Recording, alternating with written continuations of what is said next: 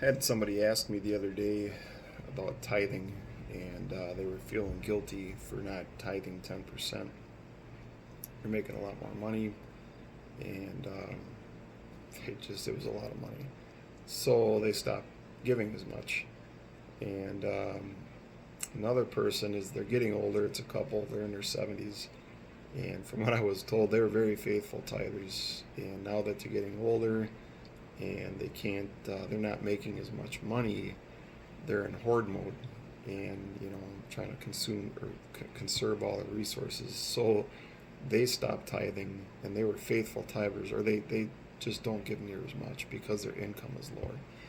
And it just blows my mind because I had somebody ask me, like, I'm making all this money, how much should I give? And I said 10% is 10%, right? And it's just bizarre to me. So anyways, a lot of times you'll hear pastors, they'll talk about robbing God, bring you all the tithe into the storehouse. They love to quote Malachi, right? But they either withhold information, they misrepresent information, or they outright lie. I have heard a few people on like YouTube talk about actual true tithing, like the way it's actually taught, but I've never heard it in a church ever. So I'm going to make this as short as I can. This isn't meant to be exhaustive, but I just want to share just enough to make my point. If you go into like Numbers 18, it establishes why there's a tithe. And it says the tithes of the children of Israel, which they offer and heap offering unto the Lord, I have given it to the Levites for an inheritance. Therefore I have said unto them, among the children of Israel, they shall have no inheritance. And then it says, when you take of the children of Israel the tithes which I have given you from them for your inheritance, then you shall offer up a heave offering and even a tenth of the tithe. So the tithe is the inheritance for the Levites. All the other tribes got land. The Levites didn't get any. The inheritance was the tithe. That's the purpose of the tithe. And then the Levites were supposed to store a tenth of the tenth. Now, the biggest lie, and I've heard apologists or people, and they twist and pervert this. They'll say that there was two tithes. There was the annual tithe, which you consumed and gave God thanks. And then there was the year of tithing, which is every 3 years. And then that was a separate tenth. So in other words, every 3 years it was 20%. Nowhere in the Bible or the Hebrew writings does it say that. That I'm aware of. If I'm wrong, point it out, show me. But I've never seen it. So we've established that the tithe was because that was their inheritance. So then you get into like Deuteronomy 12, and it says, but unto the place which the Lord your God has chosen out of all your tribes to put his name there, even unto this habitation shall you seek, and thither shall you come. In other words, you are supposed to, when you go, you're supposed to go where God decided you were supposed to go, and you were supposed to consume the tithe. And it doesn't say all of that right there, but it will. I'm getting to it. And in 12:7 it says, and there you shall eat before the Lord your God, and you shall rejoice in all that you put your hands unto, and ye and your households wherein the Lord thy God hath blessed thee. So every year you're supposed to take a tenth, store up a tenth. You're supposed to go wherever God said this is where you're supposed to party this year, and then go and rejoice and give God thanks. So there's that. In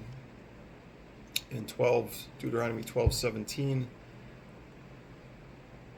it says, thou mayest not eat within thy gates the tithe of the corn, the wine, the oil, the firstlings of thy herds, or of thy flock, or any of the vows which thou vow, nor freewill offerings, nor heave offerings. But thou must eat them before the Lord thy God in the place which the Lord thy God hath choose. Thou, thy sons, thy daughter, thy maidservants, their manservants, thy maidservants, and the Levite that is within thy gates. Thou shalt rejoice before the Lord thy God in all that thou puttest thine hand to do. Who consumes the tithe? You do. Obviously, your maidservants and manservants, and the Levite that's within thy gates. But that it's you consume the tithe. Deuteronomy 14:22, thou shalt truly tithe of all thine increase of thy seed in the field, that the field bringeth forth year by year. It says, thou shalt eat before the Lord in the place which he shall choose to put his name, the tithe of the corn, of the wine, oil, firstlings. 14:26, thou shalt bestow. I gotta go up a little further here. It says, if the place is too far for you, you're not able to carry it all. You're supposed to convert it into money, and then when you get to where you're going, you bestow that money for whatever thy soul, and the word is lusteth after. Ox, sheep, wine, strong drink. God is saying you can have strong drink and party before God and give God thanks for everything he's given you for the year. They don't teach you that. All right. Deuteronomy 14:28. At the end of 3 years, thou shalt bring forth the tithe of thine increase the same year. Very specific. And lay it up within thy gates, and the Levite, because he has no part nor inheritance with thee, and the stranger and the fatherless and the widow. Now there's a difference in who's supposed to get this now. It doesn't say you. It says the Levite, the stranger, the fatherless, and the widow are supposed to come and eat and be satisfied. And it says, when thou hast made an end of all tithing, of all the tithes of the increase, the 3rd year, which is the year of tithing, it says, it says they may eat,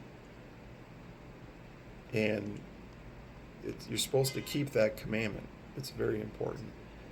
So, it talks, there's other places too, and maybe I'm being too flippant or not as detailed as I should, but to me this stuff, if you read it I'm English speaking, I read an English Bible, it's in plain English. Like, you don't have to interpret anything. It says what it says very clearly. And in Nehemiah, it talks about, the storehouse, right? In Malachi, it talks about bring ye all the tithe into the storehouse. That was the 10th of a tenth. And in Nehemiah here, it specifically talks about that. It says, and the Levite shall bring up the tithe of the tithes unto the house of our God, to the chambers and into the treasure house. Bring ye all the tithe into the storehouse. That's what it's talking about. And that's every 3 years. If they got a tithe every single year, there wouldn't be a need for a storehouse. So, in Exodus, people say, "Oh, well, we don't have to tithe money, right? It's not money. It's farmers and stuff." Hold on. So in Exodus 30:13, it says that everyone that pass among them that are numbered a half a shekel after the shekel of the sanctuary. Everyone that passeth among them that are numbered from 20 years old and above shall give an offering unto the Lord. So there's tithes and there's offerings. The rich shall not give more. Very interesting. And the poor shall not give less. In other words, it's by enumeration at a set age. A half a shekel. So that's an atonement. It says to give an offering unto the Lord, all caps, to make an atonement for your souls. And it shall be appointed for the service of the tabernacle of the congregation. In Amos, it talks about come to Bethel and transgress. In Gilgal, multiply, transit. Bring your sacrifices every morning and your tithes after 3 years. So again, we have another reference to the year of tithing. It's every 3 years. In Malachi 3:10, that's the one you always hear. Bring ye all the tithes into the storehouse, that there may be meat in mine house, and prove me now herewith, saith the Lord of hosts, if I will not open you the windows of heaven. That is the tithe of the tithe. And that's not the one with the man will rob God. But it's very simple, folks.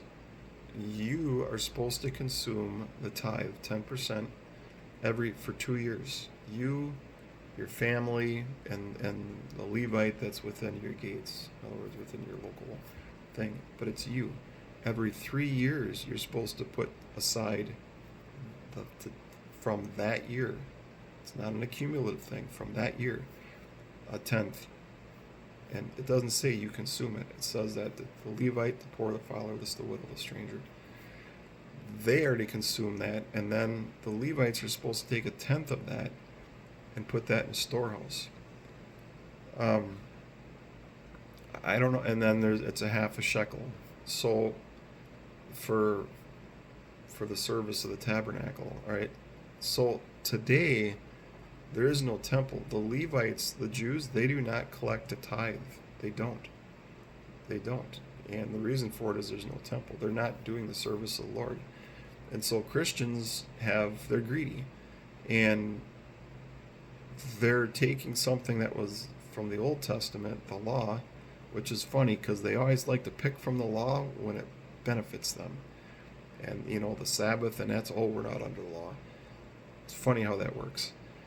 But really, if you wanted to practice Levitical tithing and say that we're supposed to apply that to the church, really, you better be setting 10% aside for yourself. Go take a vacation somewhere and be thankful for God's blessings.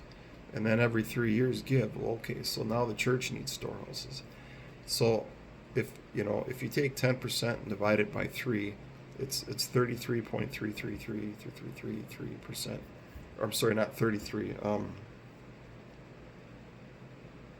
3.333333.